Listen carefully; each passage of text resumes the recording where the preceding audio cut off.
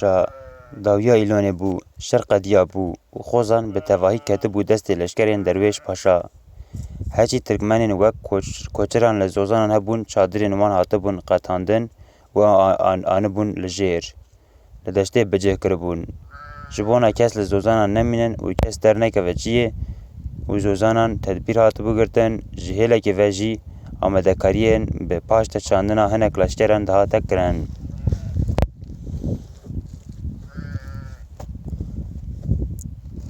دوی گرم خوزانی ده نخوشی قولره ببو روستن و روحی واندستند لشتر وردشیان ناو واندچو بتاقک دمان زکیشی و سریشی او دخستن ترسکی خو برداب و ناو لشکران نخوشی تاولی ناو ارتشی و لهوی حرمی بلاو بو ده وقتا که کرده گلک لشکرین به حسرت دیتنا خزمین خواه لوی عرده لوی خربیه جان دبون تناوان لشکران ده گلک سوارن سرملی محمد پاشا جی هبون هندک سوارن کرد لدوراوی مابون وی جروی وان فهم کربو که قلره تترسن و دخوازن زوکا جبرا وقتن دوان روژن داویه که فرمان سلطان عثمانی دهات جه و سرملی محمد پاشا گلکی جراشا هی عاجز ببو وی جی وک سوار و لشکرین خواه دخواست زو جبرا وقتن لینه دبو گرم هوا و که کلمیشن وی دکر کو نقاشی زیادتر زودتر بلاو به جبر کو دنیا گلک گرم بو سرملی محمد پاشا لشکرین خواه خواست کو چادرین وی لدوی کانیا که کل قراغ آوه بدینن دخواست سنه که لوی جهی هنک لبنده فرمانا و گره ولید بمینن گاوا کو چادر وی لبر آوه داتنین هنک نشتجه نوی در دوره جرد بجن پاشا چادر خواه لورا نینه او در ریا مارین وک زیها مزن لورا هنه جبر گرمید تی دبن بریوارین خواه لآوه دگرن و تین آوه ودخون چادر تا لسر ریا وانه دیوان به اوی تا بکشن جوخه بینا سرملی محمد پاشا جبر نخوشی و گرم خوزانه گله که تنگ بو پشتی کلوان گودار کر بهتر بینا وی تنگ بو شام روان را گود بلا مار جمن بترسن از جماران ناترسم و چادر خوشی جفرا را ناکم ده وی ده هرن بلا جارک دن چاوین من بو نکون ده اصل خود وان کسانه وصال پیش هر کسی جوی را نگوتانا وی چادر خواه جبرا را کروبا پشتی پی وان دخواست چادر خواه جسر وی آوه بدالی لی دفکری که چادر جبرا را که اوی جبونا وی ببا کیمانی و خلچه ببیجن سرملی محمد پاشا جماران ترسیا و پی ناوی وی خراب با لوما چادر لبرا لپر وی آوه هشت بو لسر گوتنا مروان عفدال جی هاتو بو بنداوی و جه خواسته بو که چادر جبرا را کن وی به عفدال جی نکر بو وی برواری خواه داود بنده هاتنا وان مارن کو وان کسان قال کر بو وی واری تشتک نقومی بو ماری کو به قال کرن وان را ترسا خواه بردا بو دلی وی نهاتو بون روژا دنگاوا کسیا چیان بگیر گرانی خواه بردا سر آوه و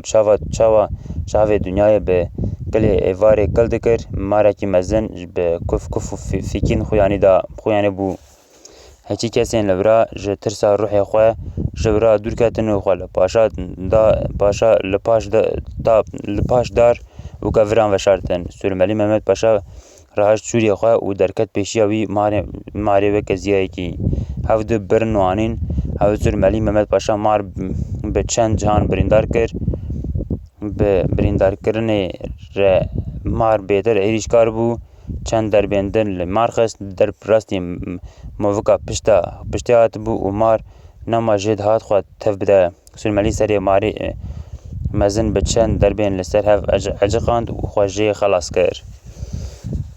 ماری کوی سرملی محمد پاشا دمک درش برف دا بو کمره بو سرملی جه